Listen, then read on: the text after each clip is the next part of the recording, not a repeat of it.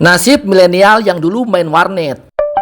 Jadi video ini adalah nostalgia saya untuk membahas sedikit masa lalu saya dan mungkin juga banyak orang yang targetnya itu adalah orang-orang milenial. Kalau Gen Z mungkin nggak relate ya, karena zaman sekarang itu Gen Z biasanya nongkrongnya mungkin di mall, di warkop, entahlah. Mungkin masih ada yang di warnet, cuma udah jarang karena warnet itu sekarang nggak sebanyak dulu. Jadi tahun 1990-an akhir itu sampai ya awal 2000-an itu tuh lagi booming-boomingnya warnet. Itu tuh komunitas warnet tuh gila-gilaan, warnet game ya. Karena waktu itu bukan cuma warnet game aja ya, ada warnet yang biasa juga gitu, yang suka dipakai nonton film biru gitu. Itu tuh komunitasnya sangat masif. Hampir di berbagai sudut jalan tuh ada yang namanya warnet. Saya tuh tinggal di Bandung. Ini nostalgia buat orang-orang yang milenial. Kalau udah nonton ini, tolonglah dibantu saya untuk follow dulu. Jadi waktu itu tuh emang game yang lagi rame pertama tuh Ragnarok ya.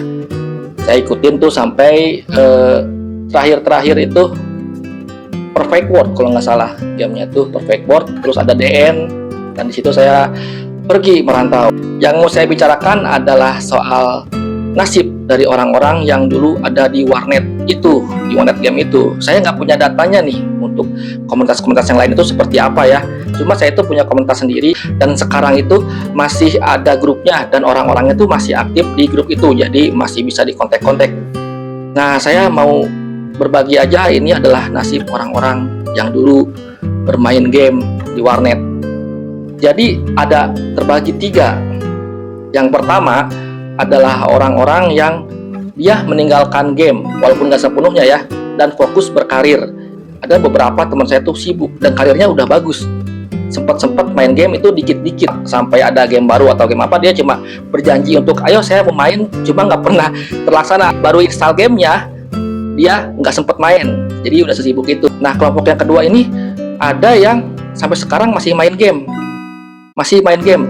dan mencari uangnya itu dari game. Cuma notabene belum nikah, bahkan kalau di kelompok saya itu belum ada yang nikah. Yang full main game ya, itu tuh belum ada yang menikah.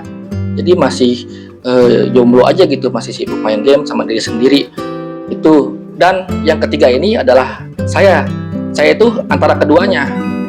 Yang artinya saya masih bermain game, masih nyari uang di game, tapi sudah menikah dan sudah punya anak dan sudah berkeluarga, itu intinya. Karena saya lihat teman-teman saya ini yang belum menikah itu, saya nggak lihat ada hilalnya gitu mau menikah.